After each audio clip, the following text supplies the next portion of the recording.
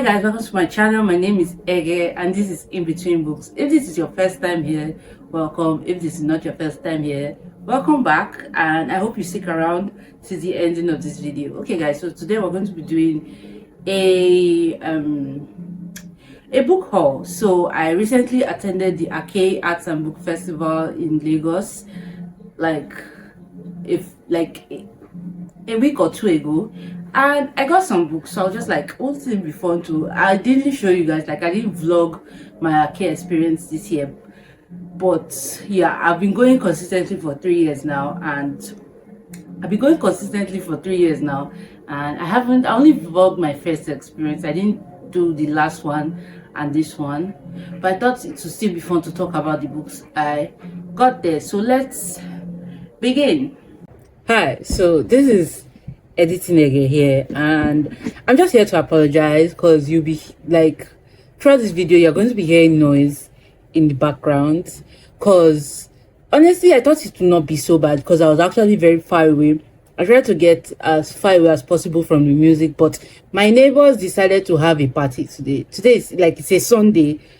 Obviously it's not today, like on the day that I made this video it was a Sunday, and my neighbors were having a party, and I actually waited. Like I waited for so long for these people to finish, and they just refused. Like they wanted to party all day and all night. I don't understand. And at some point I just knew I had to make this video. So I apologize. You're going to be hearing music in the background. I tried my best, honestly, I really did, but the music was still there. So just like, I'm just here to apologize in advance for the music you'll be hearing throughout the video. And yeah, but enjoy your video.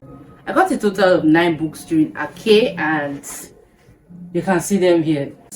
So first book we're going to be talking about is, let me start like this. So I bought like 4 books, and then the other books were bought or gifted to me by my friends that I met at Arcade.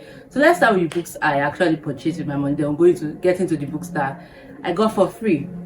The first 4 books I bought with my money, so let's talk about them. The book I got was And Then He Sang a Lullaby by Anika Yode Somto. I've heard a lot about this book, but I didn't like look into the synopsis because I was like, I want to go into the book. But I know it's about a queer character, so like it's a queer book, and yeah, it's about 2 boys who meet and fall in love in university, and it just like shows like the challenges they go through as queer people living in a country where your existence is outlawed. I don't know too much about it, but I'm excited to get into it.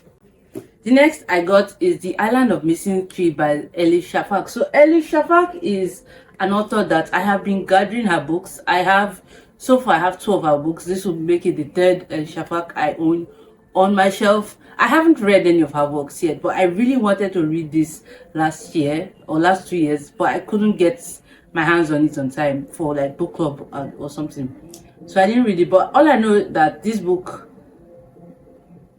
one of the characters in this book is a tree, and the tree kind of like narrates the story of the characters. So basically there are 2 teenagers from opposite side of divided Cyprus, and there's a local tavern where these 2 people can meet in secret, and the tree will bear witness to the hush happy meetings and will be there when the war breaks out and the teenagers vanish. So I just know that it's about 2 people, like it's a love story between 2 people from opposite sides of a war, and there's a tree in the midst of it that tells their love story, something like that. Anyway, I look forward to this one. The next I bought is Only Big Bomb Bomb Matters Tomorrow, and I've actually read this book. I enjoyed it. Like Damilare Kuku has another book, Nearly All Men in Lagos Are Mad, which is like a comic, like kind of approaches cheating men, like the dating scene in Lagos from a comic or lighthearted point of view. And a lot of people have a lot of things to say about that book. Like people have opinions about the book. I personally haven't read it because I just saw a lot of mixed reviews and opinions, and I just stayed away. But I gave this her second book a chance, and I ended up enjoying it. This book is about a young girl whose father just died, and so the money he left her as her inheritance, she plans on using it to do, is it BBL? Yes, she wanted to do BBL, like give her bum bum a little bit of prestige. So that's like her plan, and we get to see like the family react to this thing that she wants to do to her body, and they try and convince her that it's a bad idea, that it can be dangerous, she can lose her life, blah blah blah. Everybody has something to say about her BBL plans. And yeah, this main character is skinny, and she has always been made to feel less than because of the comments people usually share, and they are always like throwaway comments that people mention offhandedly, but it's like from different people, from different places, from her family, from her friends, from outsiders, strangers. Everybody always has something to say about her body, and that's little by little it made her start to feel like she was not beautiful the way she was. And Isha just had a lot to say about like body image and like body shaming, and I really enjoyed it. Honestly, I did. Then the final book I got my money is The Bishop's Prodigal Daughter by Timendo Agawa. And this book is about, like, it takes place in a religious setting. It's not a religious book, like takes place in a Christian community, but it's not like a Christian romance book. It's about a young girl that grows up in the church and how she like navigates finding romance, like finding love, romance, and balancing it with her like family life, her community. Because I believe there's a break in transmission. But as I was saying, I was trying to talk about how the Bishop's Prodigal Daughter is about this young girl who grows up in like the Christian community and how she navigates finding love and balancing that with like living in that space, like how she navigates love and balances it with her life in the Christian community, because she is the bishop's daughter of her church. So yeah, that was what I was trying to say, but God, sorry. Anyway, I listened to the book charts. Like they had a book chat with the author of this book, and another book that I will be talking about very soon, Broken by the way. And yeah, they had a book chat, and I thought the book chat was really interesting. So I'm looking forward to reading this particular book. The next book I got, books that were gifted to me by one of my Bookstagram friends. I'm so grateful to her. Anyway, so she got me Blessings, which I've been trying to read Blessings. You guys know that there's a vlog, in case you don't know, there's a reading vlog, weekend reading vlog, that I tried to read this book, and it just didn't work out because I had like the digital copy of this particular book, and I tried to read, but it wasn't working out. So maybe now that I have a physical copy, I might have the vibe, like have the ginger, like the energy, the impulse, I don't know the English to use, but you get what I mean. Like I might feel like reading the book now that I have a physical copy. But this is a queer coming of age story set in Eastern Nigeria, I believe, about a young boy and his journey to adulthood. His name is Obiefuna, yes, his name is Obiefuna, and this book is told from the perspective of Obiefuna and from his mother's perspective. I've heard really good things about this one, and I look forward to it.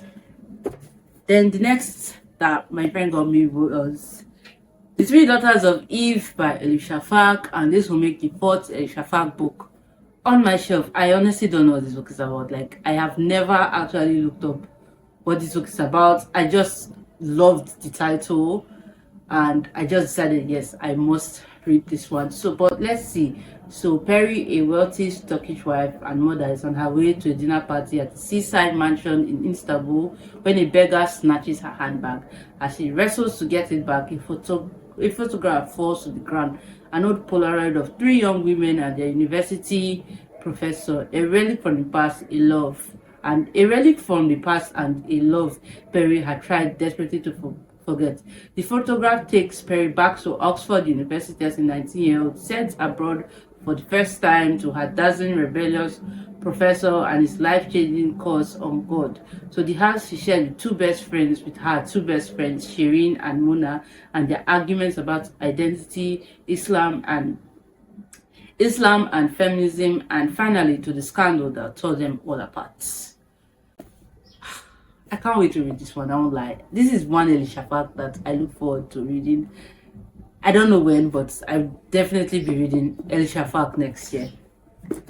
Then the next book I got, okay, so the next set of books I actually got from another friend. Well, technically they had this like crossword competition thingy where we had to like the first person to complete a crossword puzzle and also like get it correctly win 10 free books. And I and two other people, we kind of collaborated and we did it together. And so one of the person, so three of us, we did the crossword together, but only one person had like presented us, and so she won 10 free books.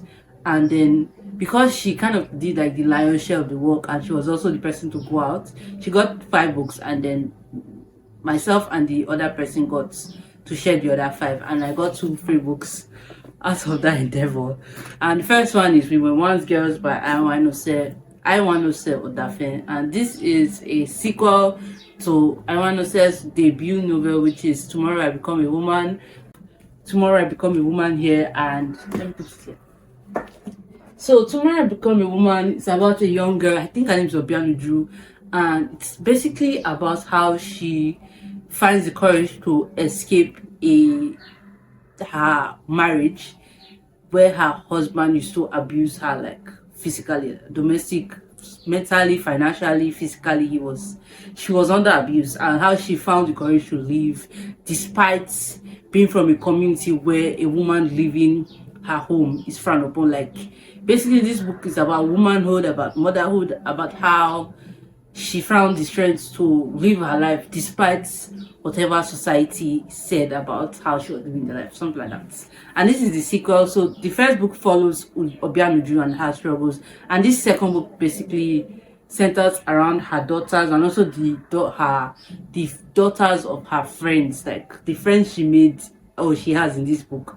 So it's about her daughter and those friends' daughters, and how like everything Obianuju went through in her book, how it affected her children, how it affected the younger generation, and we see how they navigate that trauma in this book. So I have Mother and Daughter Together, Broken by Fatima Bala. So if you're a Nigerian, I'm sure you've heard about this book. Like since this book came out, it exploded in the country. Like everybody was reading Broken, everybody was talking about Broken, everybody has one thing or the other to say about Broken.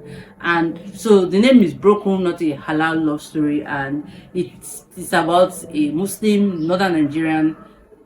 It takes place in northern Nigeria, and I haven't read a lot, or okay, I've read like 2 books from northern Nigeria apart from this one. And so yeah, I was actually really intrigued. I know almost next to nothing about the northern part of this country, so I was like, okay, let's see what's happening here. Let's read for a moment. So we have Faiza Mohammed, who was brought up to be a good and obedient daughter, the bearer of her family's honor and virtue. When she leaves Abuja for university in Canada, armed with her mother's words of caution, her father's faith in her, and under the escort of her older brother, she had no idea just how much her life is about to change. And we have Ahmed Babangida, who was always sort of a rebel, the firstborn son of an ambassador. He has lived a textured life, but he was always one to forge his own path.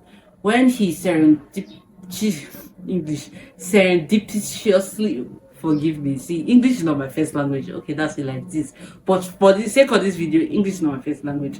When he serendipitously Jesus Christ, when he meets the daughter of a close family friend, he finds himself swept away by something powerful and indescribable. At first tentative and subtle, the attraction between Faiza and Ahmed soon becomes consuming. They find themselves navigating the complicated web of culture and customs, haram and hadith, in order to find a sacred spot for the love they feel for each other to flourish. And just when it seems like they've succeeded, an unforeseen incident from their past brings everything they believe in and have built to a precipice of ruin.